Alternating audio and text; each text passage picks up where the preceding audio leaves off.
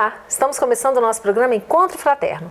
Hoje, muito felizes em recebermos pela primeira vez Alexandre Caldini Neto, o nosso companheiro que veio de São Paulo proferir a palestra de encerramento da 5ª Semana Espírita de Goiânia. Você acompanha ainda a dica de leitura, o quadro Tira Dúvidas, o Momento Cultural e muito mais. Estamos começando o programa Encontro Fraterno, que é o Espiritismo na sua TV. Fique conosco.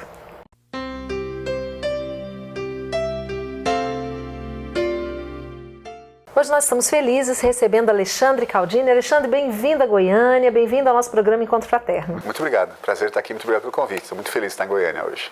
E o Alexandre falou ontem, na 5ª Semana Espírita de Goiânia, sobre a morte na visão do Espiritismo.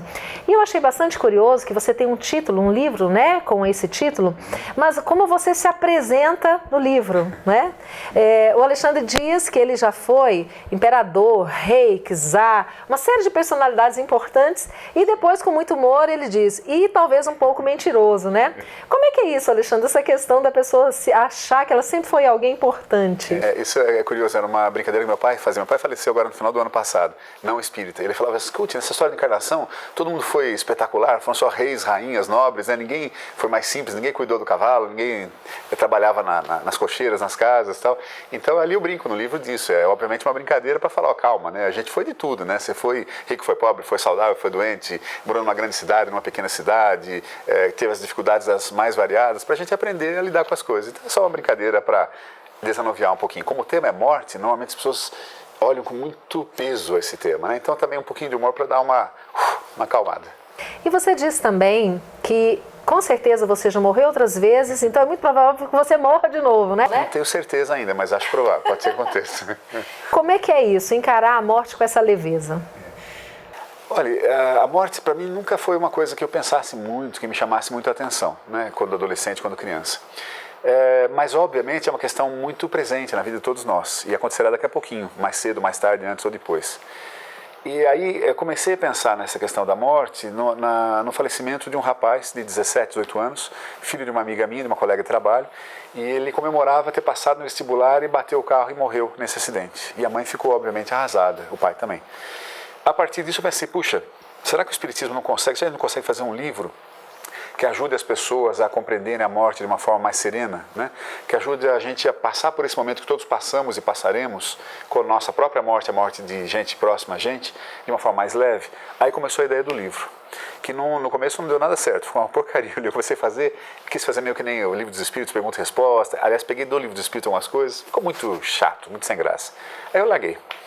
Aí na casa espírita, no núcleo que eu frequento em São Paulo, falaram o seguinte, alguns amigos do plano espiritual falaram, estude que a gente te ajuda a fazer. E você sabe como é que é o dia a dia, eu pelo menos não estudo, a gente correndo, eu leio um monte de coisa, vou olhando, prestando atenção nas coisas à minha volta, aliás, ao contrário, estudo muito, mas não de uma forma estruturada, Mas fui atento a isso. Passa um tempo, acontece de falecer a primeira esposa de um grande amigo meu. Conversando com a esposa atual dele, que é bastante amiga também, ela me contou isso e eles têm uma filha do primeiro casamento, na época tinha 14 anos, hoje está com 18. Chama-se Maria. Aí eu sugeri, quer trazer a Maria aqui para a gente conversar sobre a morte? Eu explico um pouquinho como é que o Espiritismo vê a morte na expectativa que acalmasse a garota. E assim foi. Baseado nisso, Ivana, daí eu falei, vou fazer o livro como se fosse uma conversa minha com a Maria. Então o livro é todo desenvolvido como eu conversando com Maria. As dúvidas que eu imaginei que um menino de 14 anos, ou qualquer um de nós, de qualquer idade, teria e tem sobre a morte. Para onde que eu vou? Tem mesmo comunicação? Não tem. Eu sofro, dói, é ruim, é bom, dá para me comunicar com minha avó que já morreu? Essas coisas todas que a gente tem, essas dúvidas. Então é um livro escrito sobretudo para não espíritas, não só para espíritas também, mas para espíritas ele é até meio básico. Para não espíritas é um começo de uma entrada nesse assunto. Interessante. E você atribui a essa falta de conhecimento sobre a morte o temor que as pessoas têm? Indubitavelmente. É como você vai fazer uma prova, você está adolescente, vai fazer uma prova de matemática. Se você não estuda, você vai morrendo de medo. Se você estuda, você fala, vou tirar de letra, estudei tudo, fiz todos os exercícios e vai bem.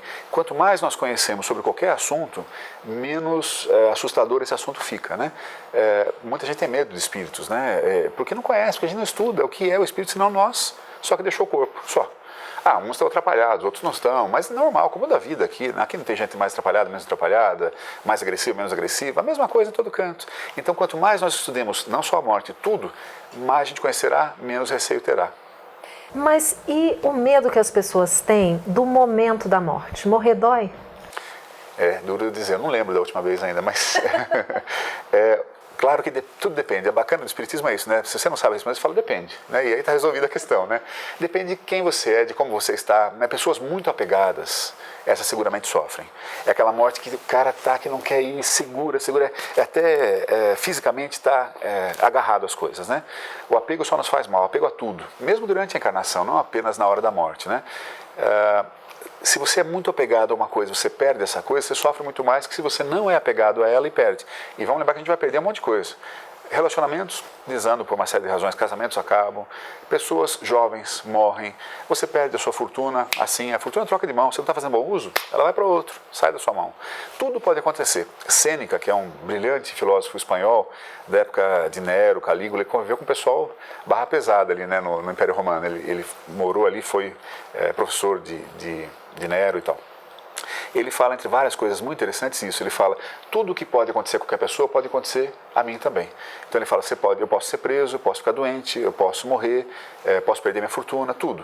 A gente sabendo disso, a gente fica mais preparado para quando essas coisas acontecerem. Se acontecerem, não achar que é uma injustiça divina. Por que comigo? Ora, por que não com você? Tudo acontece com todos. A morte é a mesma coisa. Com certeza. Nós estamos conversando então sobre a morte, esse momento que todos nós vamos enfrentar um dia e já enfrentamos tantas outras vezes no passado, embora não nos recordemos. Nós vamos para um breve intervalo e voltamos daqui a pouquinho.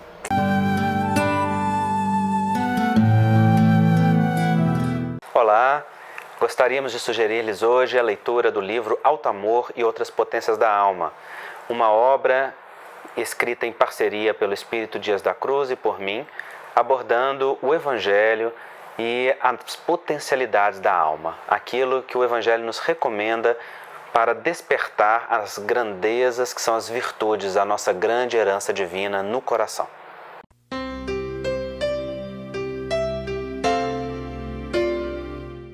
Sete novos títulos, excelentes autores, temas palpitantes para a educação espiritual. Das causas primárias, de Otacílio Rangel. Ciência e religião concordam sobre Deus e o universo?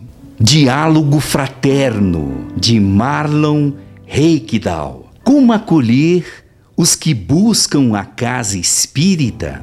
Educação com Cristo, de Marcos de Mário. Educar requer conhecimento ou amor? Esperança, de João Andrade e Roosevelt Andofato Tiago. A solução para as mazelas materiais e espirituais? Evangelizando Bebês, 4ª edição, de Cíntia Vieira Soares. Como evangelizar seres tão frágeis? O tempo do autoencontro, de Rossandro Klinge. A necessidade e o papel do deserto em nossas vidas. Viver melhor, de Simão Pedro de Lima. O que o Espiritismo propõe para uma vida plena? Feego Editora, preços especiais, garanta o seu. Olá, amigos. Estamos aqui para convidar a todos para o 33º Congresso da Federação Espírita do Estado de Goiás, que se realizará no ano que vem, 2017, de 25 a 28 de fevereiro, cujo tema será Vida, Desafios e Soluções. Nós estaremos lá e será uma alegria poder abraçá-lo, poder encontrar a família espírita e outros simpatizantes do Espiritismo em torno dessas reflexões e nesse evento que já se tornou um evento tão aclamado, tão esperado, que as pessoas têm um profundo carinho e que entrou definitivamente na agenda do movimento espírita, que é o Congresso patrocinado pela Federação Espírita do Estado de Goiás. Até 2017, te vejo lá.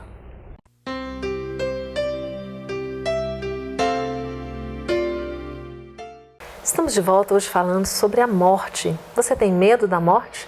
Quem está conosco conversando é Alexandre Caldini Neto, autor do livro A Morte na Visão do Espiritismo. Alexandre, quando nós morremos, para onde nós vamos? Mais uma vez a boa resposta, depende, né? Depende. E aí eu falo daquele filme que todos nós aqui no Brasil foi um sucesso enorme, né? O Ghost.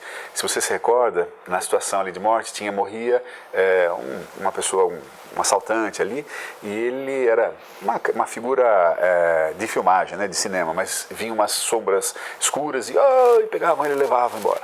E quando morre o mocinho da história, ele vai para uma coisa linda, uma luz maravilhosa, ele vai embora, assim, tal, né? Claro que, de novo, ali é uma figura de linguagem cinematográfica, mas mais ou menos que é isso, né? A gente faz a nossa vida, encarnado e desencarnado, a mesma coisa. Então, se eu quero ter uma vida equilibrada, boa, feliz, o que eu tenho que fazer? Cuidar de ter uma vida equilibrada, boa e feliz. Vamos pegar um exemplo. Se eu como muito sal, muito açúcar, muita gordura, muita massa, é natural que eu tenha uma saúde menos equilibrada do que se eu como uma dieta mais balanceada. E quem de nós não sabe o que é uma dieta balanceada? Hoje todos nós sabemos. E por que a gente não come uma dieta balanceada? Com, vegetais, com azeite, com castanhas e tal? Porque a gente não tem a disciplina, né? Mesma coisa com relação às nossas companhias espirituais, mesma coisa com relação à nossa morte e à nossa vida aqui. A gente planta o que a gente quer pra gente daqui a pouquinho. Se eu quero ter uma vida interessante, boa, tranquila, que eu faça por merecer, que eu tenha ações desse jeito, né? É na gentileza com a outra pessoa, é na compreensão com a outra pessoa, é no perdão com a outra pessoa, não é? E é sempre com o outro, não é com a gente. Então, parte de mim para com os demais. Ora, se eu levo uma vida assim, no desencarne vai ser a mesma coisa. Eu terei essas pessoas com quem eu convivi a me receber quando eu desencarnar. Se eu pintei e bordei, se eu sacaneei um monte de gente, se eu passei o pé em um monte de gente, também terei essas pessoas a me esperar. Opa, tá chegando aí, vamos pegar, né? Assim, tão lógico quanto aqui, ou não é assim aqui, né? Picareta anda com picareta aqui, quem está afim de se melhorar anda com quem está afim de se melhorar, é tudo por afinidade. Então queremos ter uma morte tranquila, façamos por ter uma morte tranquila. Voltando ao que a gente falou no bloco anterior, desapego, né? A hora que você for, você vai. A sua casa fica, o seu carro fica, a sua família fica. E a gente é pegado às vezes até por amor. Amo meus filhos, amo minha mulher, amo meu marido, não quero ir. Isso não é amor, isso é apego, né? Amor é querer o bem do outro, né? Puxa, estava aqui, tá tão bom, tá na hora de eu ir. Bom, mas tá na hora de eu ir, mas eles vão se cuidar e foi tão legal estar junto com vocês, foi tão bom pegar esse lado bom dessa história. E não o apego, essas coisas todas que nos seguram aqui. Então, resumindo, como será a nossa morte depende de como foi a nossa vida, o que nós plantamos pra gente. É semeadura. Semeadura. E com relação ao lugar, também tem uma coisa, né? Às vezes você fala assim, bom, minha avó Amália, adoro minha avó Amália, quero encontrar com ela, mas talvez na hora que eu desencarne eu esteja neste plano e ela está nesse plano, porque ela é mais evoluída que eu. Eu não tenho acesso a ela tem acesso a mim, né? Quem está mais evoluído vai em qualquer canto, quem está menos evoluído não vai em qualquer canto. Por quê? Porque se está menos evoluído, imagina uma pessoa muito atrapalhada, vai fazer uma bagunça num ambiente mais harmônico, chega lá e começa a falar alto, começa a fazer bagunça, derruba uma coisa, é aquela zona, né? Então não pode. Por afinidade. Então, se a gente quer estar com esses aqui, façamos por merecer estar com esses aqui. Devagarinho, uma coisinha depois da outra, a gente vai se melhorando, até chegar. É aquela imagem que muitos ainda têm sobre céu e inferno. Que aquele que era bom foi para o céu e aquele que foi ruinzinho foi para o inferno. Então não existe nada disso. Existe. Existe céu e inferno. Aqui. Na cabeça da gente, né? A gente faz o céu, a gente faz o inferno. Mesmo encarnado, você não conhece gente que vive no inferno? Você não conhece gente do lado dessa pessoa que vive no céu? O ambiente físico externo, às vezes é uma confusão, é um inferno, e o cara está equilibrado, tranquilo. A vida dele é tranquila? Não é tranquila, mas ele lida bem com os problemas que se apresentam, né?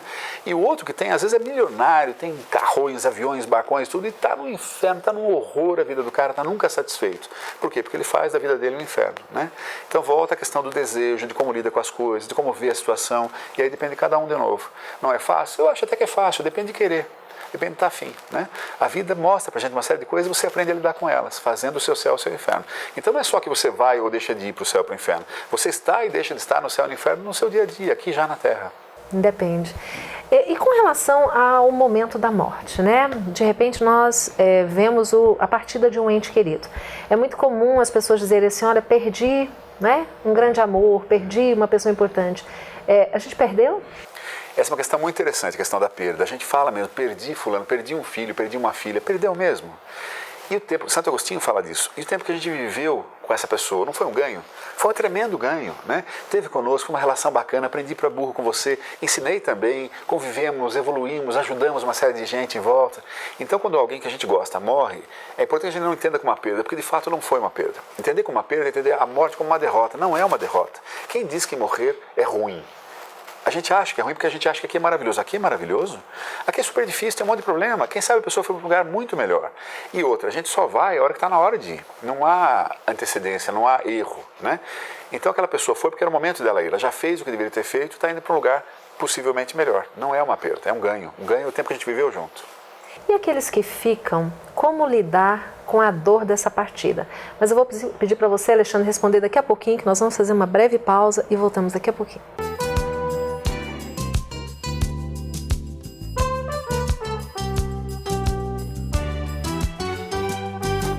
Olá, você está no quadro Tira Dúvidas do programa Encontro Fraterno. E a questão que nos chega hoje, que nós vamos trazer para Elzi, é a seguinte: Elzi, casamento é planejado no plano espiritual antes do reencarne? E se acontece a separação também é planejada?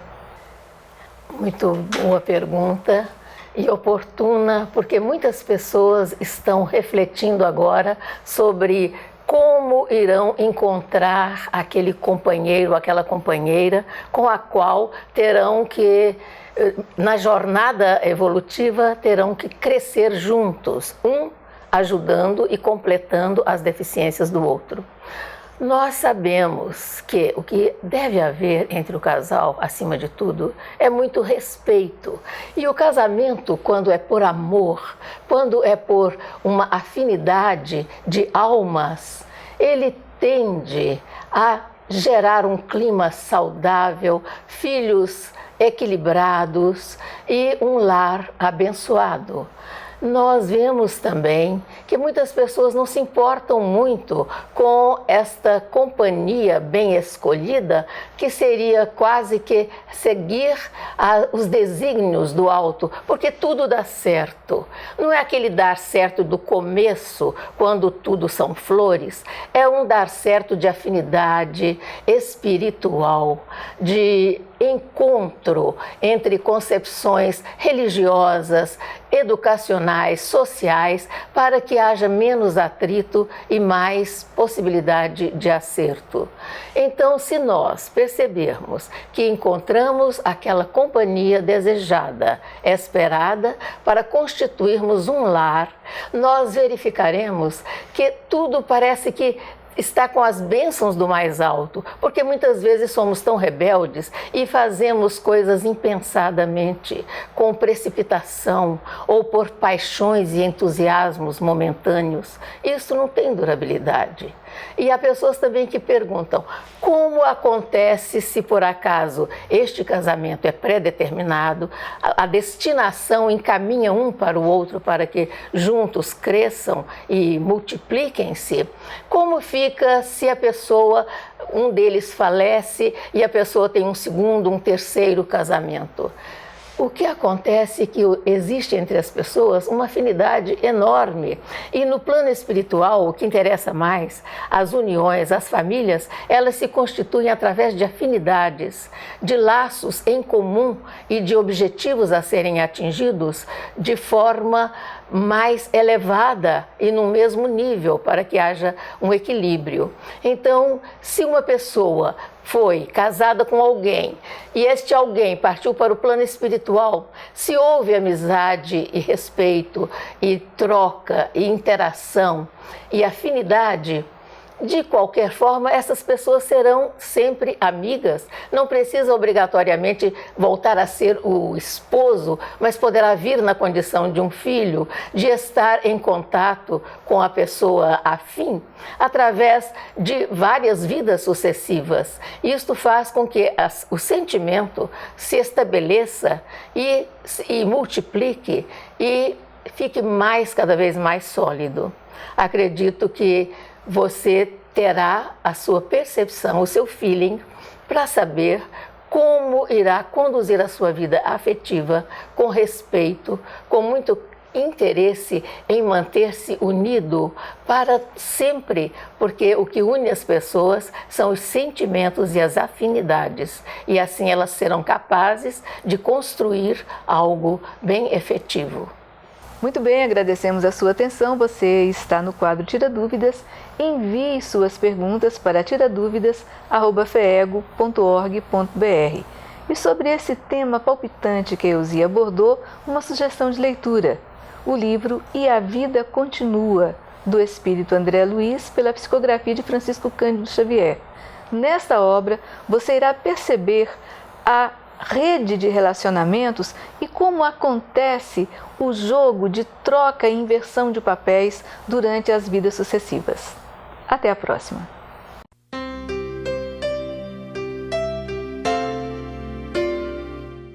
Estamos de volta falando hoje sobre a morte e a dor que isso causa.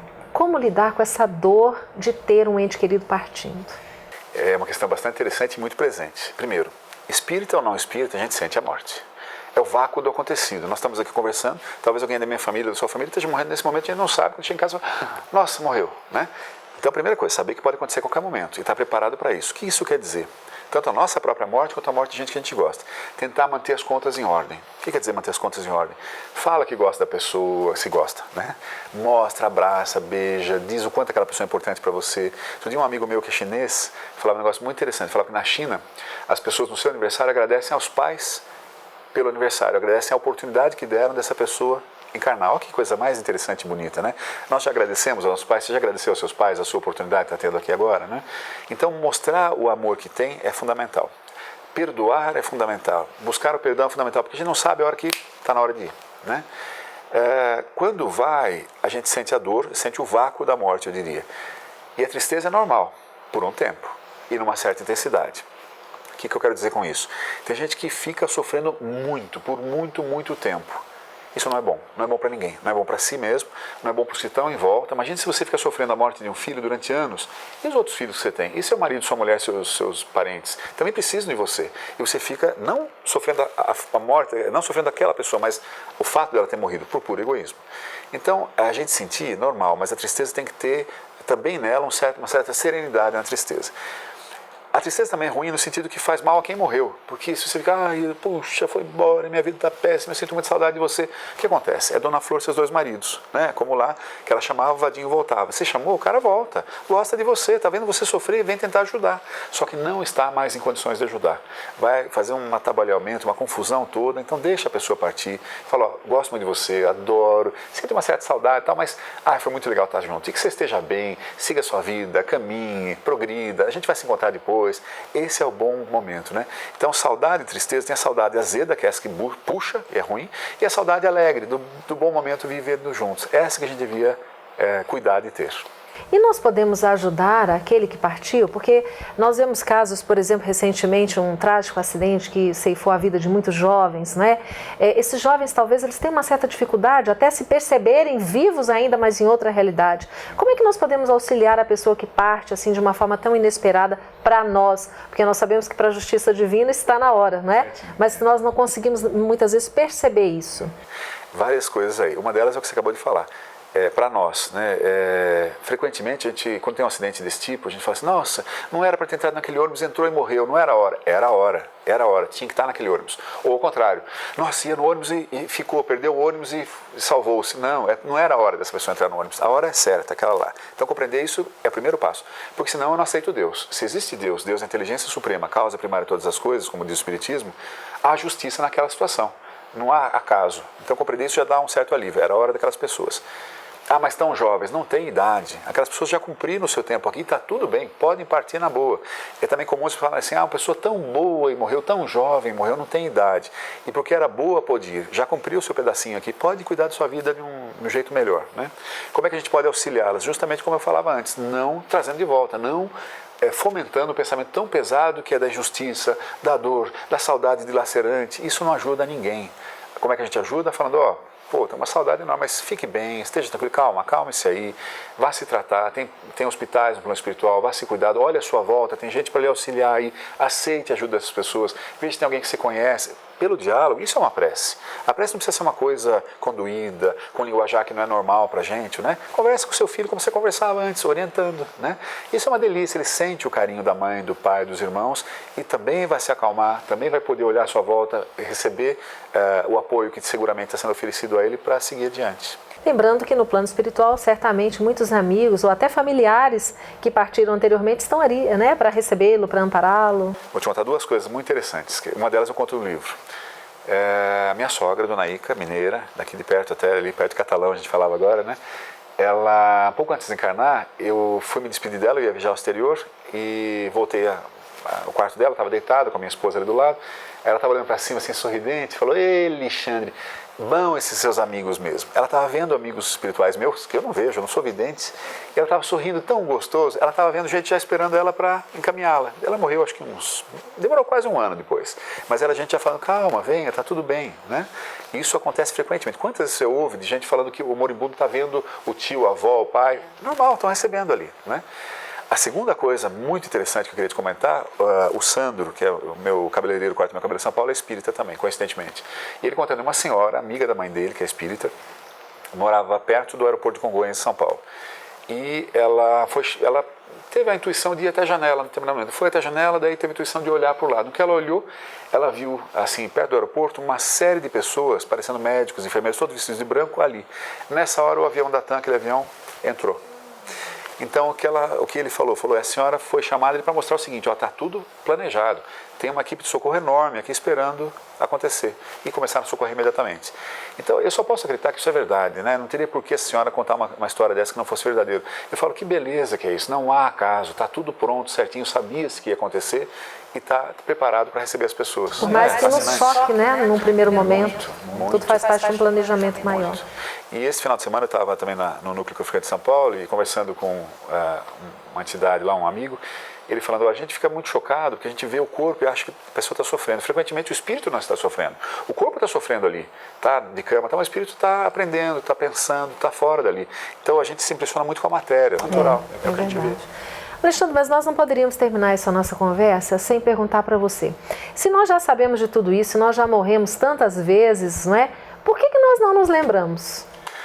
Isso é porque tem Deus, né? Se a gente fosse lembrar de tudo, ia ficar pesado. Já imaginou se eu lembro que, sei lá, minha mulher, eu decapitei minha mulher, ou ela me decapitou, ou eu queimei numa fogueira na Idade Média, e isso não aconteceu? Só olha a história da humanidade. Se nós estamos reencarnando, éramos nós que estávamos ali fazendo barbaridades. Então, não lembrar é uma bênção, né? Nos ajuda a conviver sem o ranço, o ódio de coisas que nós fizemos e que foi feito pra gente no passado. Então, não lembre. E aí, pelo mérito Mas sempre tem uma intuição, né? Tem pessoas que você se dá melhor, se dá pior, é a intuição funcionando ali. Lembrando que com quem a gente deve fazer maior esforço é justamente com quem a gente não se dá tão bem. Ali que está o desafio da reconciliação. Então, não lembrar não é ruim. É bom, né? É bom. Alexandre, muito obrigada por estar aqui conosco. Pelo contrário, muito prazer. Esperamos que volte muitas vezes. Com muito prazer. Muito obrigado pelo convite, novamente. Um abraço a todos. Nós agradecemos a você que nos acompanha todas as semanas. Fiquem com Deus e até semana que vem.